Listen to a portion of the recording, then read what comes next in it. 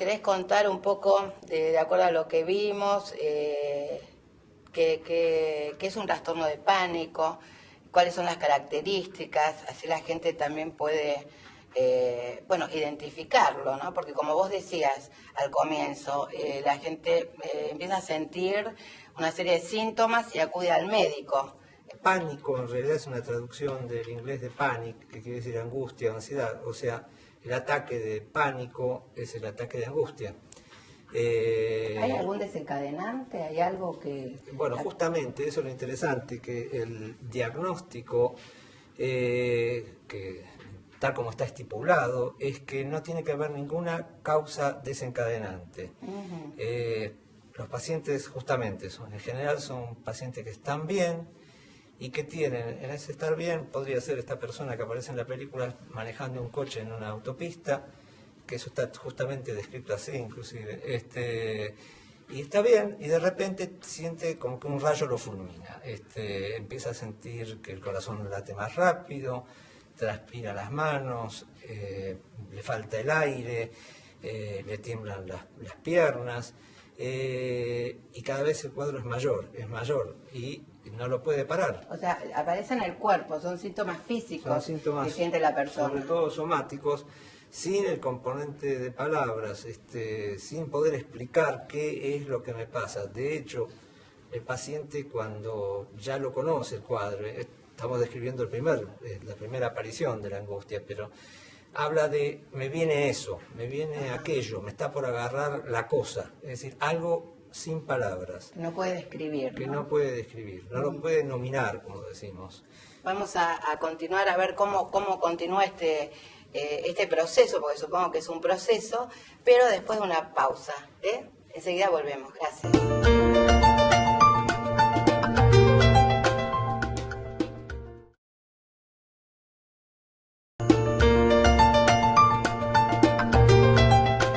Bueno, estamos aquí con el doctor Leonardo Lineski, hablando de los trastornos de pánico, y estábamos hablando justamente de este inicio del trastorno, ¿no, Leonardo? Que vos comentabas que el inicio es con síntomas somáticos, donde la persona generalmente, bueno, va a un hospital, acude a un médico porque se siente mal físicamente, ¿no? Sí. Y después, ¿cómo continúa el proceso? Bueno, como vos decís, es un proceso, se va dando paulatinamente. El paciente al principio tiene esta crisis de angustia y si no tuviera otra más, fenómeno, pero luego tiene otra. Pasa un tiempo, empieza a hacer su vida normal, pero tiene otra crisis. Vuelve a ir, el médico lo vuelve a reasegurar de que no tiene nada. O sea, cada vez son más frecuentes. Y cada vez se van dando en forma más frecuente, con lo que pasa un fenómeno que se llama, el paciente se vuelve crónicamente ansioso y el fenómeno se llama ansiedad anticipatoria crónica. El paciente está con una liebre todo el tiempo alerta a ver cuándo viene la crisis. El miedo es el miedo al miedo, miedo a que venga otra vez la crisis. Entonces ya se ha transformado en un paciente que tiene crisis de pánico con otro elemento que es lo que los psiquiatras llamamos agorafobia.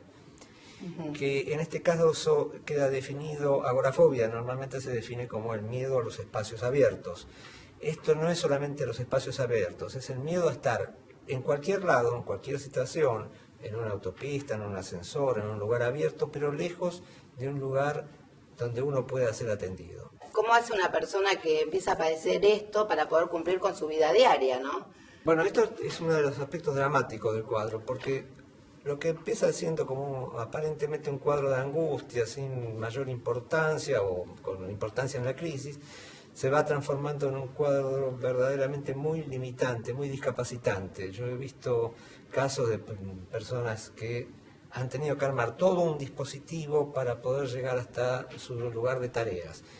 Que el marido la acompañe, la lleve en coche hasta el lugar de tareas, que ahí la espera una amiga para subir la escalera, que de la escalera a tal lado otra persona.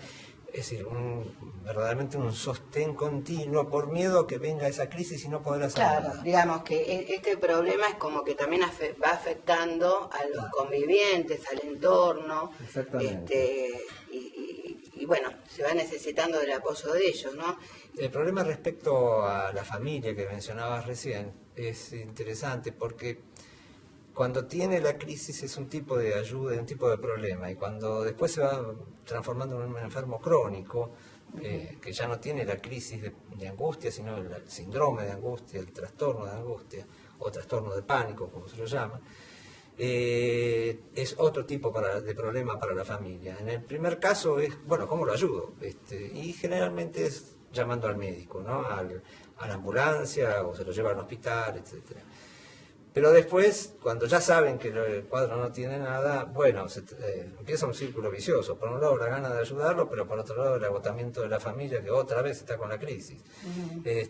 Con lo cual empieza también a deteriorar el vínculo familiar, ¿no? ¿Y cuál es la terapéutica? O sea, ¿cuál es, si hay algún abordaje más indicado para estos problemas, ¿no? O hay varios, depende de la persona, ¿cómo es? Primero está el cuadro en el momento agudo. En ese momento hay que bajar el estado de ansiedad, generalmente con ansiolíticos, es decir, con medicamentos tranquilizantes menores, que se llaman. Y luego viene la parte de psicoterapia, de que el paciente pueda ir poniéndole nombre a esto, claro, pueda ir poniéndole palabras. Exacto. Claro, se enlace con alguna idea. Que se lo vaya enlazando con los pensamientos y con las palabras. Es lo que Freud hablaba de la angustia sin objeto. Exacto. Freud habría descrito este cuadro con el nombre de neurosis actuales. Inclusive lo había casi descrito de la misma forma que está descrito ahora, pero lo había atribuido también a causas desconocidas, somáticas. Él buscaba el origen en ese momento en problemas sexuales concretos, abstinencia sexual, algo bien concreto. Pero el cuadro era de aparición no histórica, quiere decir, no se vinculaba, no es una fobia. No es que yo tengo miedo a los perros y por eso tengo una crisis de angustia.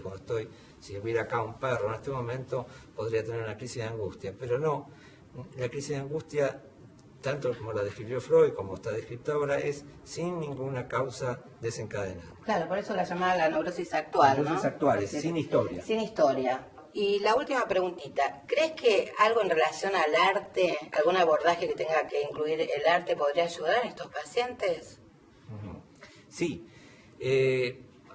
Como decíamos recién, hay una parte que es la terapéutica clásica y la de medicación, que es imprescindible en el momento de la crisis. Medicación, psicoterapia. Y el arte en sí mismo siempre es terapéutico. El arte es, como decía Winnicott, que fue un psicoanalista de niños, es como el juego.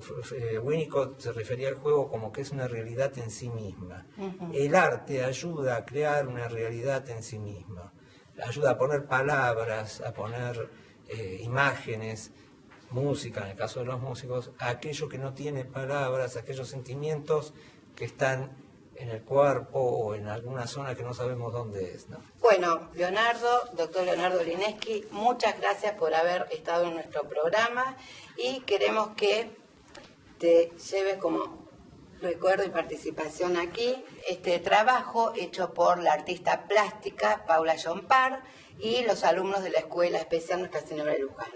Preciosos, son las manos de nuestros alumnos. Así que muchas gracias, Leonardo, por haber venido. Gracias a vos. Gracias.